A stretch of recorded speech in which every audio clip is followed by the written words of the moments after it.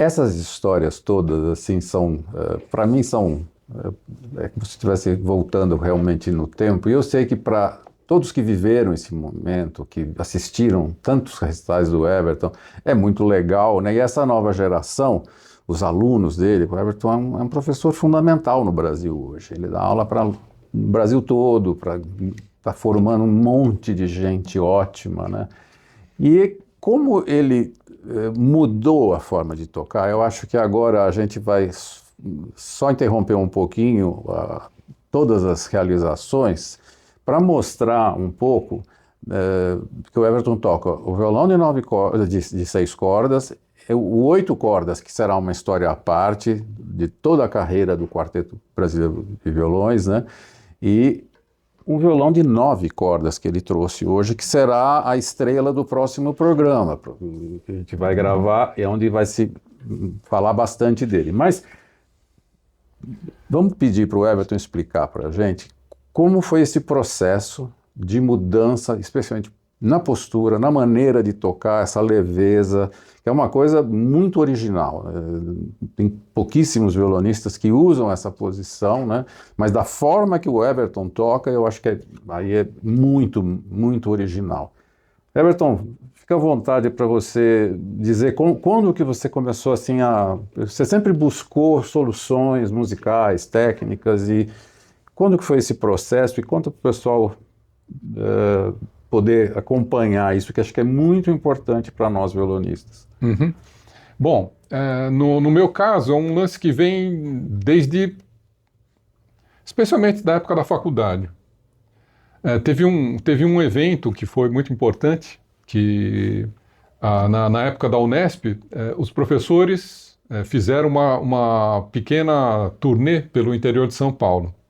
Nessa turnê, eu fui convidado a tocar, foi uma honra. Ana Estela Schick, Beatriz Bausi, Pietro Maranca, um aluno do Arturo Michelangeli, Rogério Wolff, que foi primeira flauta, um dos grandes flautistas brasileiros, e mais uma outra pessoa que eu não... vão me perdoar que eu não lembro. Então, nessa época eu fiz uma grande amizade com o Pietro. O Pietro era aluno do Michelangeli. Michelangeli, por exemplo, ele cancelava o concerto se ele não estava se sentindo bem para tocar. Michelangelo foi um dos maiores pianistas da história da música. E também um cara meio revolucionário na maneira de tocar. Nessa época eu era muito estudioso, eu estudava pra caramba. Assim. E tinha basicamente, o que valia muito nessa época eram as 8 horas. Quem não estudasse 8 horas não ia conseguir o objetivo de tocar no alto nível, né? E obviamente aos poucos isso foi caindo, né? Felizmente. Então eu era das 8 horas, eu estudava muito, se não 8, mas muito próximo disso e todo dia. Isso me causava... Eu nunca fui um cara natural para tocar, sempre fui um cara tenso para tocar, difícil, eu não tenho facilidade natural para tocar. Então tudo que eu toco hoje foi tudo construído.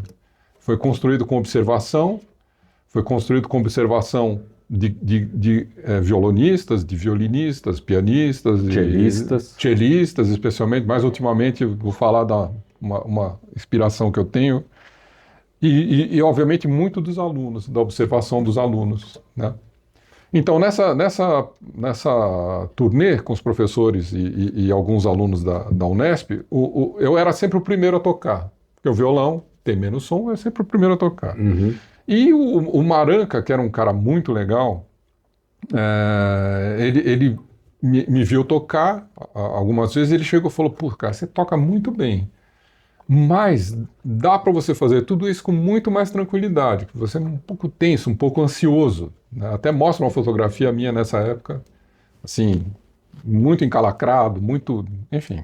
E você era dos mais relaxados da nossa época. Mas putz grilo, era muito, muito difícil, né? Então, a partir daí, o Pietro foi me mostrando algumas coisas. Até tive alguma aula de piano com ele para ver como sentir o peso, como sentir o braço, como colocar o corpo, né? Aí eu tinha que traduzir isso para o violão, né? Por exemplo, a suíte 3 de alaúde, que é a quinta de violoncelo, eu trabalhei na época com o Spala da Estadual, que era o Jed Barahal, baita violoncelista.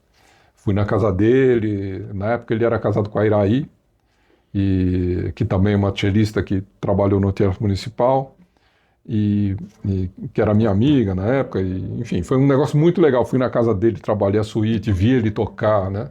Então, nessa época começou esse processo. Pô, se para mim tocar uma sarabanda do bar, eu fico todo tenso, tem alguma coisa errada comigo, né? Então aí eu comecei a ter contato com especialmente com instrumentistas fora do violão, né? Porque eu achei que, sei lá, eu acho que na época eu achava que a resposta não estava no violão, estava com outros instrumentos, né? Outros solistas, né? Teve um marco para mim que foi um dos concertos mais importantes que eu vi, que foi o Fernando Lopes fazendo, na primeira parte, as 2 séries de estudos do Chopin, Opus 10 e Opus 25, na primeira parte, e na segunda parte, o Brahms Paganini, variações sobre um tema do Paganini e do Brahms. Maravilhoso. Isso tudo, fora a maestria do Fernando Lopes, né?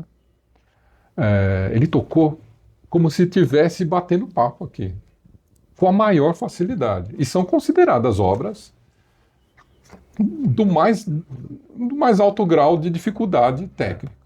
Então, aquele concerto, realmente, eu saí do Cultura Artística, assim, falei, caramba, como é que esse cara faz tudo isso tão perfeitamente, com tanta tranquilidade, Então, isso ficou na minha cabeça, era o objetivo que eu, a partir daí, tinha com o violão. Aí, botei violão assim, botei aqui, dei concerto com um tripódio do Aguado, fiz miséria, assim. Tinha época que eu estava tocando bem inclinado, outra época que eu estava tocando bem aqui. Toquei na direita, na perna esquerda, quanto é jeito, assim. Tá? Então, essa foi uma busca empírica. Foi uma busca que, obviamente, até hoje continua, né? E até o último capítulo, eu até vi o e-mail que eu mandei para o Paul, né? Acho que foi 2017, que eu falei para ele, Paul, eu inverti o dedo. Estou tocando do outro lado do dedo, quer dizer, em vez de tocar com essa parte do dedo, estou tocando com essa parte aqui. Isso agora, há poucos anos atrás. O Paul que ele está falando é o Paul Galbraith, né? E, enfim, é uma coisa que eu continuo trabalhando, né? Então, também teve o lance do som, da unha, como atacar a corda, como fazer isso, tudo fui buscando, né? E o lance do corpo, né? Que só teve uma conclusão um pouco mais como base, né, basilar, né, quando eu comecei a fazer técnica Alexander, que eu fiz por 2 anos, isso foi, assim, fundamental, né? E depois da técnica Alexander, que foi no meio dos anos 90, aí quando começou o quarteto, o contato com o Paul, né, trabalhamos 5 anos com ele. Ele não me deu aula, mas era uma aula ver ele tocar. Então, esse lance da posição vertical para que o ombro caia mais fácil, você tem a noção do ombro caído para aí os braços partirem para o instrumento, né? E isso é base de todos os instrumentos. Os 2 pés no chão. Os 2 pés no chão. Todo mundo sempre começa a tocar violão, primeira aula, banquinho, né? E aí já tem um primeiro desequilíbrio. Isso quando eu voltei da Inglaterra, eu e um grande amigo meu, violonista também, que começou a mexer com marcenaria, nós fizemos uns 300 desse apoio de pé. Já tocava com apoio. Então, a primeira sensação que eu tive de tocar de botar os 2 pés no chão foi, assim, uma liberdade incrível. Impressionante. Hoje em dia, até falo, ó, nem vou discutir, isso é coisa vai discutir com ortopedista, não comigo. não discuto mais apoio de pé, porque, enfim, esse lance da minha procura, né, a procura é como tocar livre, né? Como você está livre. Isso vem desde a preparação da peça, que aí começou com o Álvaro, né? Como o Álvaro, por exemplo, ele pegava uma frase e ele punha lento, mas lento mesmo. Não é lento, um pouquinho mais lento, era muito mais lento. com metrônomo e era capaz de ficar meses só naquela frase. Aí, por isso, quando você vê o Álvaro tocar, parece que ele está improvisando, tão natural. Né? E eu sei porque... muito trabalho por trás. Exatamente. Né? Quando eu ia para a casa dele para aula, mas não era aula, ele falava, estou estudando isso, isso e isso. Aí eu já dava uma olhada, chegava lá, a gente digitava junto, põe o metrônomo e pá, mandava bala. Até realmente você fechar o olho e tocar.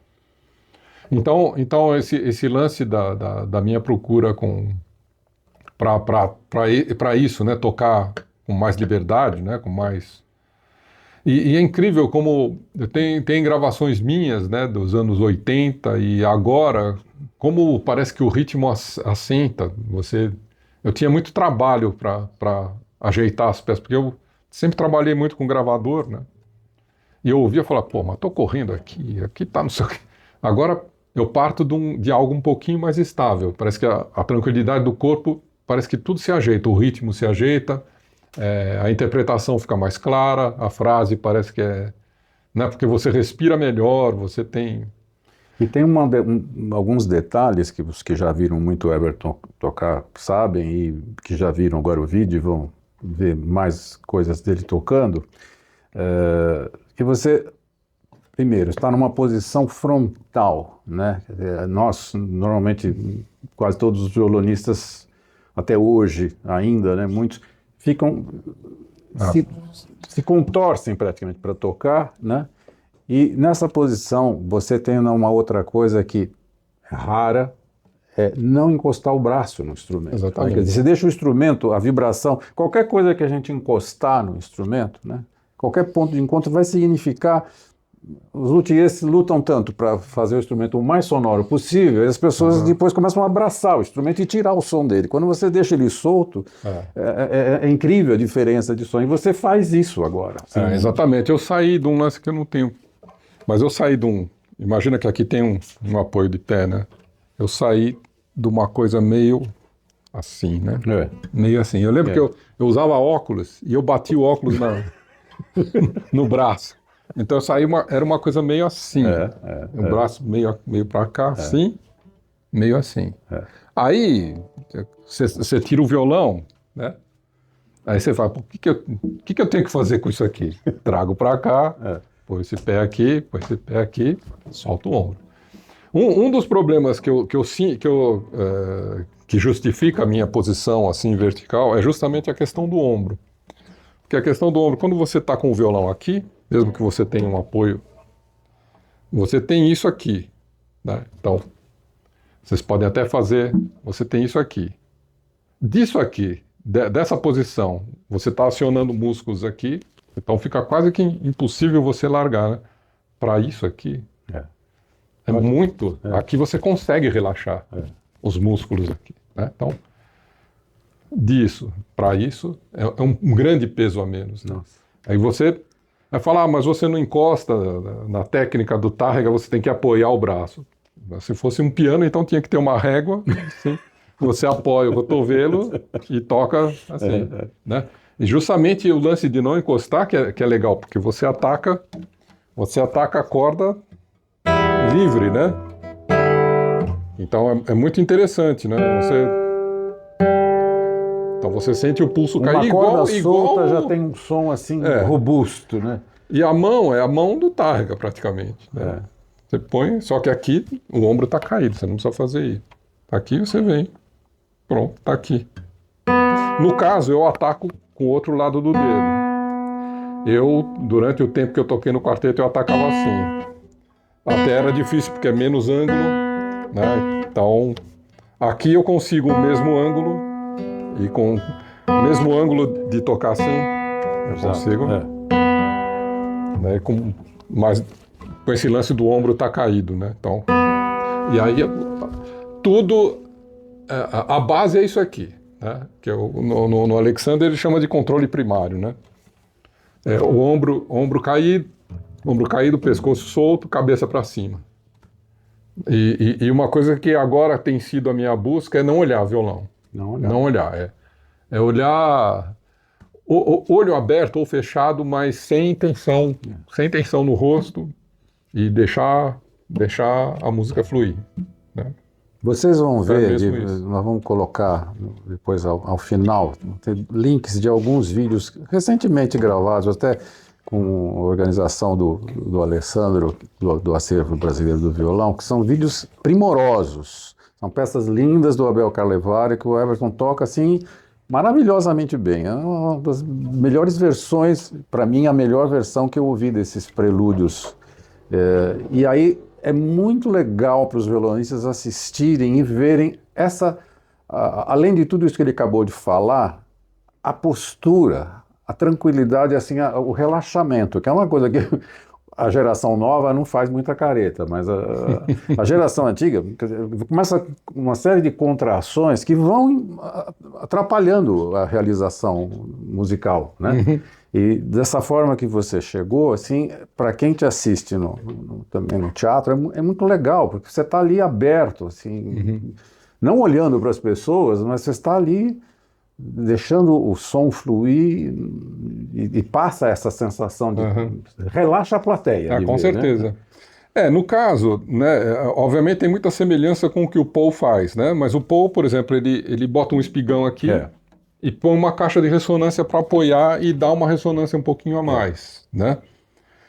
Para mim, nunca gostei do lance do espigão, porque como eu tocava assim, né, tinha horas que eu queria mais ângulo, então eu mudava, né? Então, você pode ver que aqui eu usei durante muito tempo um apoio aqui atrás para apoiar e uma ventosa aqui, que foi o Prox um aluno que eu tinha, o Luiz Prox, ele botava uma ventosa aqui, amarrava na presilha da calça e foi ele que falou. E aí eu usei muitos anos isso. Aí, de repente, o Leônidas veio lá cheio dessa redinha, que é um antiderrapante que você põe embaixo do tapete, para o tapete não... Fantástico. Ele veio, se amarrava todo, lembra? Um monte de coisa. Poxa, aí eu peguei... O Léo vale a pena até te falar, porque é assim, uma pessoa que estuda com o Leônidas Alvarez, que é nosso amigo também há 50 anos, um maravilhoso ser humano, e que...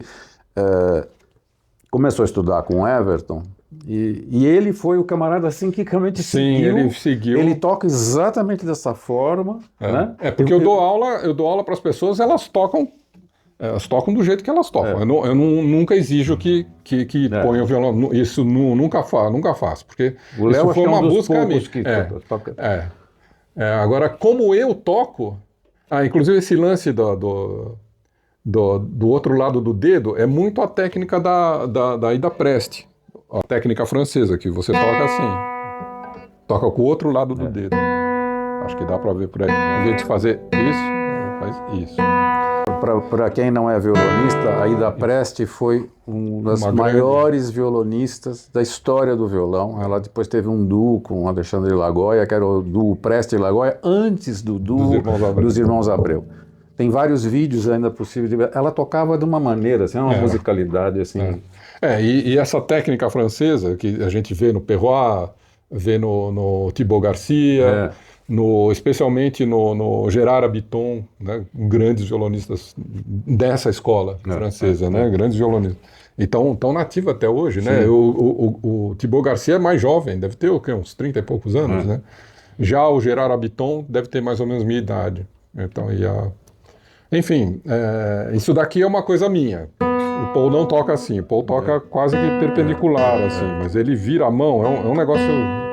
Enfim, o Paul, quando vier para cá, você precisa entrevistar ele. Sem dúvida. Agora, esse lance aqui é uma coisa minha mesmo, de conseguir o ângulo que eu quero, né, o corpo de som que eu quero, e ainda junta tudo com um pulso mais relaxado, com uma mão mais relaxada. Então, isso foi um avanço. E, obviamente, o ombro caído, né? Você faz...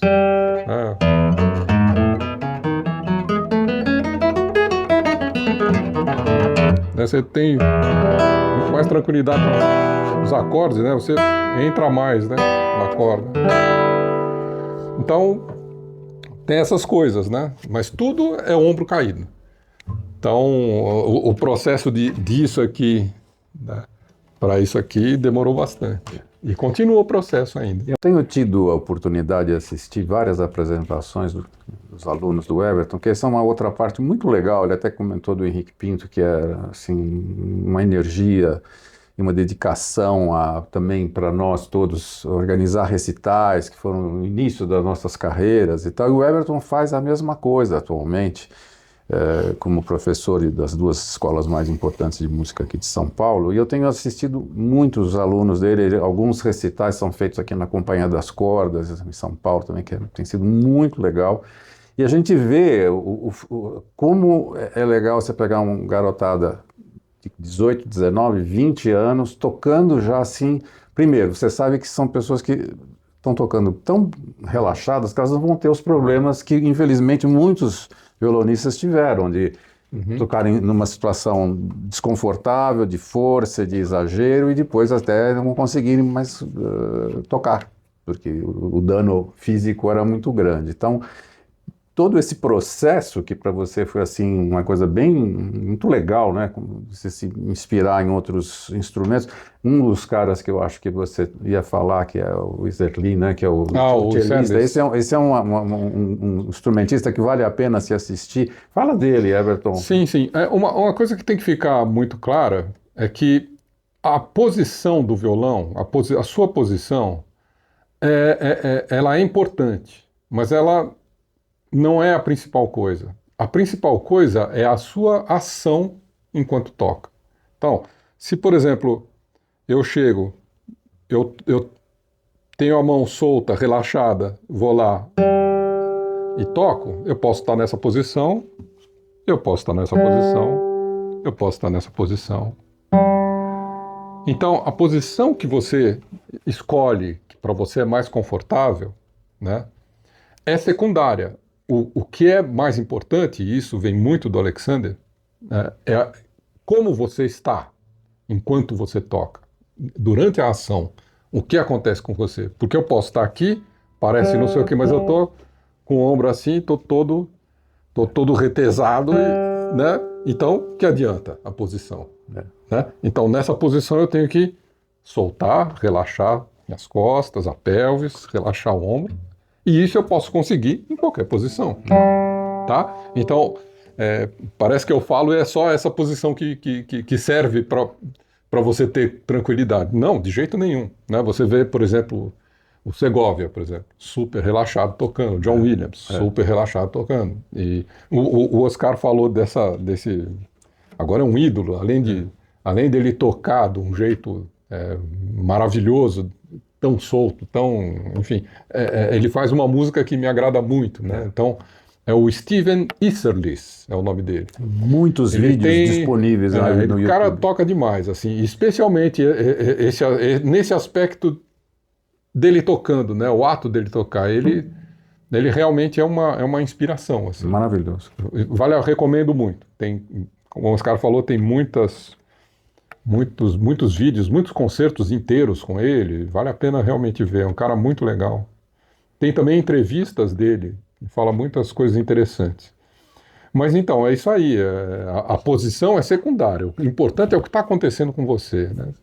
Então, por exemplo, o Isserlis, ele toca olhando para cima, assim, a música está passando ali, ele está sorrindo, está triste, né? Ele está realmente dentro do caráter da peça. E ele só pensa nisso, o resto o braço vai, os dedos vão. É impressionante. Legal, com uma leveza. É legal ver alguns masterclasses, né, dele, assim, com bons cellistas tocando, né? E o cara ali, assim, né? E ele... Você não precisa olhar, né? Exatamente. O camarada vai mudando e é um processo difícil, né?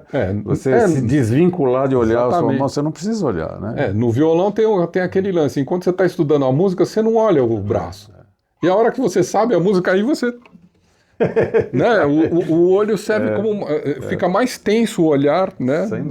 Do que você realmente deixar o braço fazer, né? É uma questão de técnica mesmo, de confiança no braço. Everton, aproveitando que eu acho que como a gente vai ter 2 programas, a gente tem muitos assuntos que vão ficar para o segundo programa, mas hoje o Everton trouxe já aqui esse violão de 9 cordas. Nós vamos depois falar do 8 cordas, né? que foi o violão que ele tocou esses anos todos no Quarteto Brasileiro de Violões. Eram 2 violões de 8 cordas e 2 violões de 6. Né? Esse violão de 8 cordas, ele tem uma oitava a mais, ele tem uma corda Lá grave e uma corda Lá aguda. Então abriu assim uma perspectiva de tocar uma porção de coisas com muito mais facilidade. E esse aqui ainda tem uma corda a mais, um violão maravilhoso para música barroca. E eu acho que valeria a pena, talvez você também falar um pouco, mostrar ele e dizer como foi assim a sua adaptação para o 8, para o 9. Ah, tá. Né? Isso é um capítulo interessante. Bom,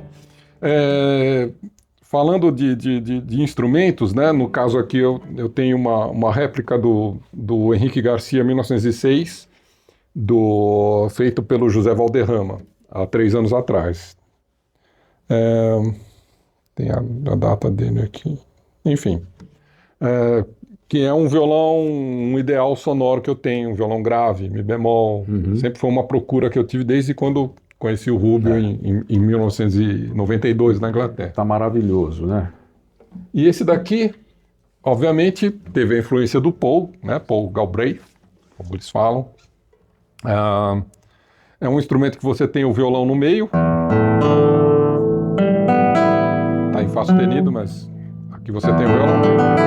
Esse violão é um violão do Cleiton Fernandes, que está na luteria há alguns anos, poucos anos, já consegue um resultado assim, muito bom. Fabuloso, né? Ele é um sistema Lattice de estrutura interna, né? Quer dizer, ele é como se fosse uma treliça assim. Ao invés do sistema assim. De leques, né, tradicional, que é como tem esse instrumento, esse aqui é de fibra de carbono, um instrumento assim com uma outra concepção, né? Exatamente. Então esse instrumento ele tem o violão no meio, né?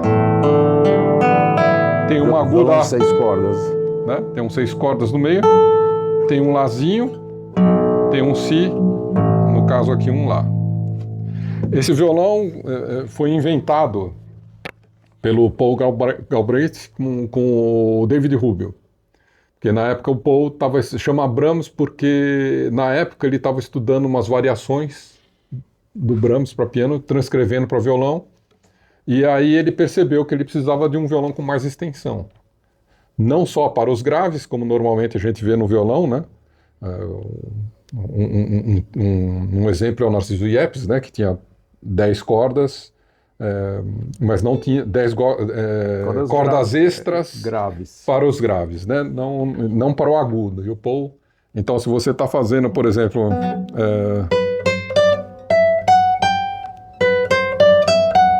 você tem tudo na mesma.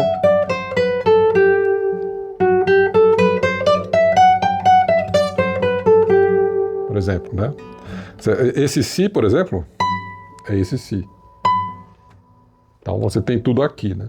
Isso possibilitou a gente fazer repertórios. O Paul mesmo faz assim, Debussy, faz um disco legendário dele de sonatas do Haydn, que é um negócio maravilhoso. E para os violonistas é mais fácil às vezes de entender, porque a gente, para sair, como o Everton agora mostrou, a gente tinha que saltar muito, tocar música barroca, mas você tinha que saltar, né, para pegar as notas mais agudas.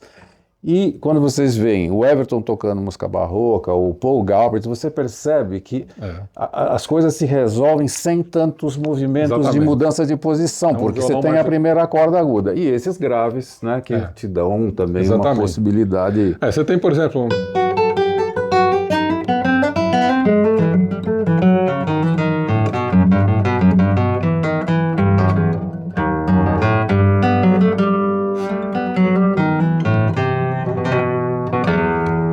Beleza. Você? Você já começa aqui. Isso no 6 cordas você teria que estar mudando, não é? Por exemplo.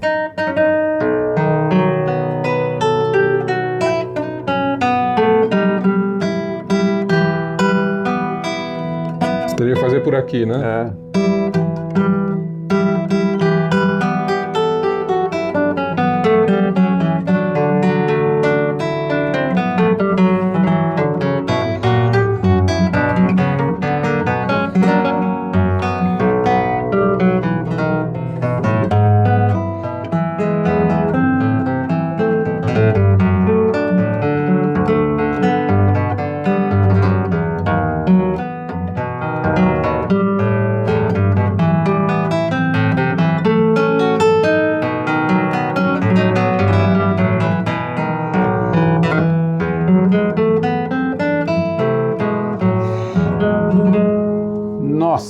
arrepiar. Enfim, é você espetacular, né? Porque vocês veem como você ouve essa peça, por exemplo, nesse instrumento, depois você ouve nos 6 cordas, é uma coisa muito diferente, é bonito muito nos 6 cordas, mas aí você está ouvindo a música com tudo que ela oferece, todo esse contraponto, todas... Aqui no caso você tem o violão normal, né? Você tem um violão em Lá, que é um Mi, né? Mi menor. E tem o... acorde de Si menor. Tem um Si. Que espetáculo. Aliás, eu recomendo, quando forem tocar essa suíte, tocar com a terceira em Fá sustenido. Aí você tem a dominante,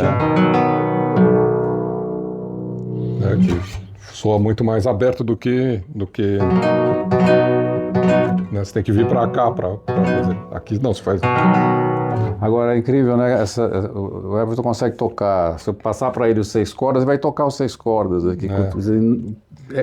Isso é muito difícil, essa adaptação. Né? Sim. No caso eu não ligo, eu pego e toco. Simplesmente isso. Se eu vou ficar encucando, não dá. Mas esse instrumento eu toco desde 99. Então... Mas como eu fiz tanta mudança na minha vida de técnica, então para mim foi meio normal, assim. E na época, quando a gente começou com o quarteto, o Paul fazia essas coisas extra, então ele tocava o cello e tocava o primeiro violino, né? Aí eu falei, não, eu vou aprender para te ajudar. Numa dessa, né, a gente...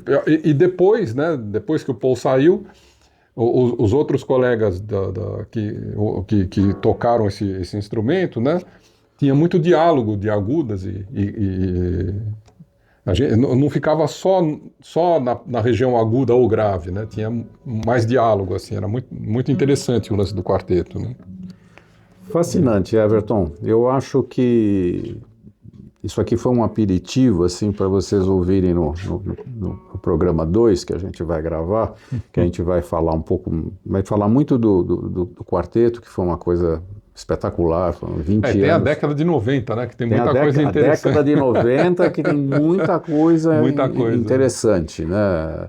Tem uma coisa que é muito importante, talvez valesse a pena só também dar aqui um aperitivo, que foi um lance do Everton e do Tadeu Amaral, que é um músico maravilhoso, que eu espero que também venha aqui. Ele está morando em Santa Catarina, espero que venha um dia aqui para a gente poder conversar, também é amigo nosso de séculos. E ele foi, como o Everton, um dos fundadores do Quarteto Brasileiro de Violões, e os dois juntos, nos anos 90, eles criaram um selo, EGTA, Everton Glöden, Tadeu Amaral, que lançou uma série de CDs, eu acho históricos. O primeiro deles do Everton, depois do Tadeu e outros, do Edelton Glöden, do Paulo Porto Alegre, do Barbieri Schneider. Primeiro do Fábio, né? Primeiro do Fábio Zanon, né? Do Paulo Martelli também eles lançaram, e enfim, foi um momento assim muito corajoso, né, Everton? Não sei se a gente já fala alguma coisa. Olha, sei que foi um negócio... Estou perguntando para a minha produção aqui se temos tempo para poder falar um pouquinho, só um aperitivo, para depois a gente poder mostrar assim, esses discos da EGTA. Nessa época foi uma opção de trabalho e de uma paixão que a gente tinha pela gravação. Né? A gente se juntou, na época, um amigo nosso técnico de som, Plínio Hessel, que, de acordo com as nossas conversas, ele comprou uma aparelhagem de gravação, o setup todo baseado nas nossas conversas. Então, era o mais natural possível. A gente gravava em locação, não gravava em estúdio. Então foi esse ideal de fazer gravação que a gente gostava. O Tadeu também tinha tido uma experiência com uma primeira gravação, um disco muito, muito bonito de música espanhola que ele fez. E nessa época a gente se conheceu, fui convidado a tocar na cidade dele, em Blumenau, e a gente ficou muito amigo e conversamos sobre fazer um... Na época a gente era uma coisa heróica, para você ter uma ideia, a gente tinha 147 assinantes. Eu era acho que eu fui um dos primeiros. a gente entregava um disco, um CD, a cada 2 meses. Isso só foi interrompido quando começou o quarteto.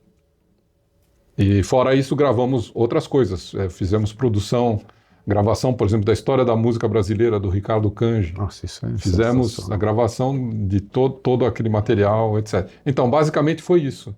Fizemos, acho que, 7 ou 8 gravações, né, para a série de violonistas, né? Grandes Violonistas era o nome da série. Então, nós não gravamos o Paulo Martelli, apenas distribuímos. Ele fez parte da nossa série. O Ricardo Garcia, que mora na Suíça, também gravou lá e mandou. Agora nós gravamos o meu irmão, gravamos o Paulo Porto Alegre. O Fábio foi o primeiro do Fábio. E os 2 do Barbieri Schneider, 2 discos muito bonitos. E também eles gravaram no Caraça, né, e nós distribuímos para eles na época. Então, basicamente, era isso. O seu CD, que nós vamos mostrar depois, a gente vai colocar assim, fotos de todas as capas, né? O seu CD, o primeiro, esse também está para ser relançado? Não, esse não, mas obviamente...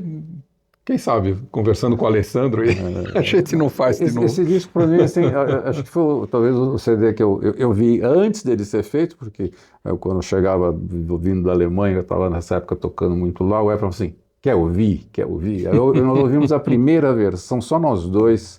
Uma coisa que eu falei, essa é a melhor coisa que eu ouvi de violão por muito tempo. É um repertório impressionante, né? Tem obras assim... Era o meu recital. Era o seu recital. Só que na época... gravado assim, com um violão maravilhoso, que era o Simplício que você tinha na época, né? Esse disco tem que sair. Ele é muito importante, ele tem que ser relançado. Né? Esse lance dos discos, né? Então, na época eu gravei as variações e fugas sobre Folias de Espanha do Ponce e a Sonata do Antônio José, que era uma peça relativamente jovem, de descoberta jovem, né? É uma peça dos anos 30, acho, 30 por aí, mas ficou esquecida numa gaveta, não sei aonde, até o começo dos anos 90. Era uma febre a Sonata que eu comecei...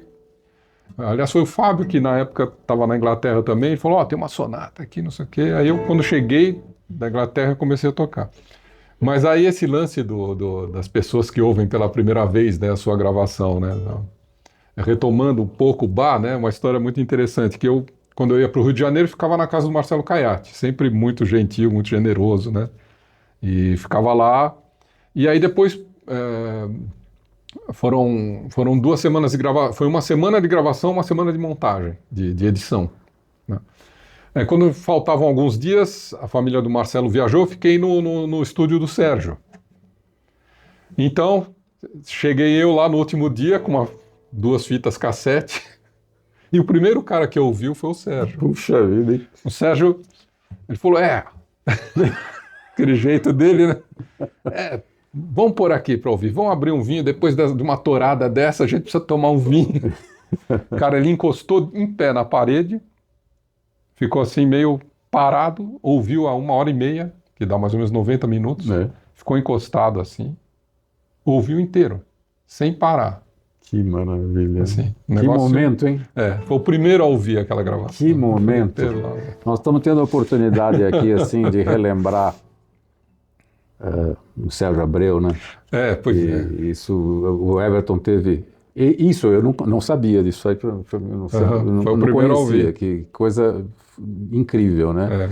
E nós vamos falar no próximo programa do primeiro CD, excepcional, maravilhoso, primeiro CD do Quarteto Brasileiro de Violões, que o produtor musical era o Sérgio Abreu. Também. Assim, teve agora... por causa da morte do Sérgio, né, 2 anos atrás, né? Vai fazer 2 anos. Vai fazer 2 anos já. Teve a revista Vortex que pediu artigo para várias pessoas, né, para escrever. Muito legal. Tive a honra de ser convidado para escrever também. Mas especialmente uma frase que o Breno Chaves, aliás, um grande violonista, um querido, Breno, foi o cara que melhor definiu o Sérgio para mim, que foi o melhor professor do Brasil sem nunca ter dado aula. Exato. Formalmente, né? Sem nunca ter dado aula formal. O Sérgio era uma coisa assim, todo mundo aprendeu com ele, todo mundo. Um cara sempre para ser reverenciado, né? Eu acho que, mesmo para quem não é violonista, ler todos esses depoimentos do Vortex, eu estou no meio, assim, eu me emociono muito. Que as descrições, tem algumas coisas de pessoas que eu conheço, mas que eu nem sabia que tinham essa relação com o Sérgio Abreu. Você lê aquilo, aí você vê a importância que ele teve. E como era, assim, humilde, como, sabe, uma pessoa aberta a todos, né? Fica um legado, assim, monumental, um exemplo excepcional, né? Sem dúvida. Eu acho que não podia ter melhor forma de a gente fazer o encerramento desse primeiro programa e deixando, assim, já avisado que muito brevemente a gente vai estar gravando o segundo, que também terá um monte de histórias muito legais. A gente vai voltar a falar do Sérgio e de toda essa... Nós estamos no meio da carreira do Everton, e especialmente a gente vai falar muito do Everton professor, que é realmente um trabalho, assim, que vale a pena a gente detalhar. É muito legal, está se criando, assim, um grupo Brasil afora, né? Hoje tem essa facilidade, ele tem alunos que às vezes demora até um tempo para ele conhecer, porque são alunos que moram longe daqui, né? Alunos do Ceará, que já tem aula com ele há muito tempo, né? E que são encantados com um mestre como ele. Everton, se quiser falar alguma coisa assim, só para a gente deixar o convite para o próximo, né? Olha, Oscar, obviamente uma honra e estar falando desse tempo todo, né, de vida, né, porque a vida da gente é o violão, é tocar violão, né, foi o nosso norte, né, sempre, pela música, né, sempre a relação com a música que vai se transformando conforme você vai aprendendo, conforme você vai conhecendo as pessoas, né. Uma coisa que sempre me influenciou muito e que até hoje eu faço questão é assistir concerto ao vivo, né, para sentir o som, né? A gente sempre trabalhou o som, a qualidade do som. Enfim, é sempre um prazer estar falando sobre esses assuntos, porque são as coisas que a gente mais gosta, né? A gente falar de música, falar de violão é a coisa mais legal que tem. Muito bom. E agradeço muito o convite e, obviamente, todo o trabalho que você desenvolve, né, para mostrar os grandes artistas da lutheria e agora os artistas do violonismo, né? Isso é muito legal. E que fique aqui um registro que eu só aceitei fazer essa entrevista se eu puder entrevistar o Oscar. Você vê só. Essa é a condição, porque o Oscar é um dos grandes violonistas que o Brasil tem, um cara que tem a importância que ele tem hoje em dia, né, com todo o trabalho que ele tem de prover todos os luthiers, não só de violão, mas de todos os instrumentos de corda, né, basicamente, com os materiais, com os melhores materiais e com o tratamento, né, de um grande músico que conhece a matéria, né. Isso é um privilégio fantástico. E poderia estar simplesmente vendendo as coisas dele, mas a preocupação que ele tem com a gente, né, com quem toca e com quem faz e com quem está envolvido com o violão, é um negócio muito legal e que ele vai explicar direitinho quando eu for o entrevistador. Você vê só, para eu poder entrevistar o Everton, é lógico que eu aceitei o convite, né, antes da minha gravação aqui como entrevistado, que eu acho que vai ser uma coisa bastante interessante. E não podia ter melhor entrevistador do que o Everton, né, que a gente se conhece há tanto tempo e tem essa ligação que nós somos como irmãos mesmo, né. Então, eu deixo por hora assim, o agradecimento ao Everton, a minha filha Aline, que produz toda essa série desde sempre, né? E sem ela não aconteceria nada desses lindos programas, que são registros. Às vezes eu assisto alguns programas lá dos primeiros, assim, da série dos luthiers, tem inclusive o dia que veio o Valderrama, que o Everton dividiu comigo assim, a tarefa de conversar, de entrevistar, né? E é muito legal. Eu acho que para muitos serviu assim, como inspiração para os luthiers, e acho que agora para os violonistas, esses são depoimentos que vão ser válidos para sempre. Quem assistir esse programa daqui 10 anos vai falar, putz, que demais, hein? Muito obrigado, Everton. E até breve. Até breve. Segundo programa, breve. completando essa grande história do Everton. Tudo de bom.